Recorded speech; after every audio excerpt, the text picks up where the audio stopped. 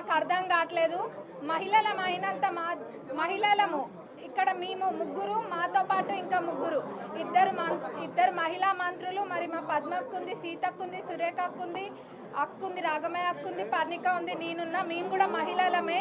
మరి లోపల అట్లేమైనా కనుక జరిగితే యాజ్ ఉమెన్స్ మేము కూడా దానికి అగేనెస్ట్గానే ఉంటాం. కానీ అక్కడ వక్రీకరించి చెప్తున్నంతగా ఏం జరగలేదు. కానీ ఆడ ఎవరి పేరు కూడా పెట్టలేదు ఫస్ట్. కానీ ఏదో సభను తప్పుదోవ పట్టియానికి, లేనిపోని గోల చేయనికి తప్ప ఆడ ఏం కనిపించట్లేదు మాకు. అట్లా చేసేటోళ్ళు అయితే మొదల ఒక్కటి గుర్తుంచుకోవాలి అందరు కూడా. మా చిన్నప్పుడు అది అయినా మాకు గుర్తుంది బాగానే. ఎందుకంటే రాజశేఖర్ రెడ్డి గారు అంటే అభిమానం. రాజశేఖర్ రెడ్డి గారు చేవెళ్ళ చెల్లమ్మ అని చెప్పి అక్కడి నుంచే కదా పాదయాత్ర మొదలు పెట్టింది. మరి కాంగ్రెస్ పార్టీలోనే కదా మంత్రి చేసింది సబితమ్మ గారిని. మరి అట్లాంటిది ఎందుకు అగౌరవపరుస్తాం? అట్లా ఏమీ కూడా జరగలేదు. కేవలం తప్పుదోవ పట్టిస్తున్నారు అంతే. మరి అట్లనే సునీత లక్ష్మారెడ్డి గారు కూడా అంటున్నారు ఎవరికి ఎక్కడేం తక్కువ చేయలేదు కాంగ్రెస్ పార్టీ. మరి ఇందాక అన్న కూడా చూపించిండ్రు. ఇప్పటికీ కూడా మా ముఖ్యమంత్రి గారి మీద అక్కడ ప్రచారంకి వెళ్ళినందుకు 2 కేసులు ఉన్నాయి.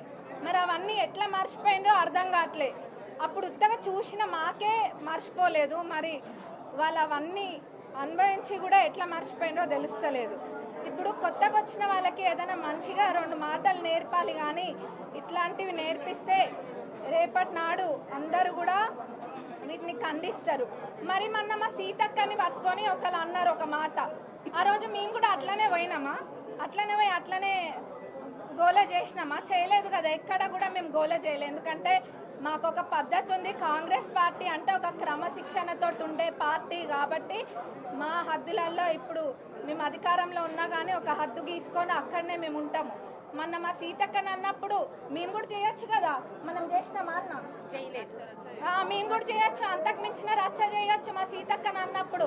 మరి గత 10 సంవత్సరాలు కూడా ఏం చేసిండ్రు ఎవరు చూడలేదా? అందరు చూసిండ్రు, అందరికి అన్నీ తెలుసు. గత 10 సంవత్సరాలు వీళ్ళ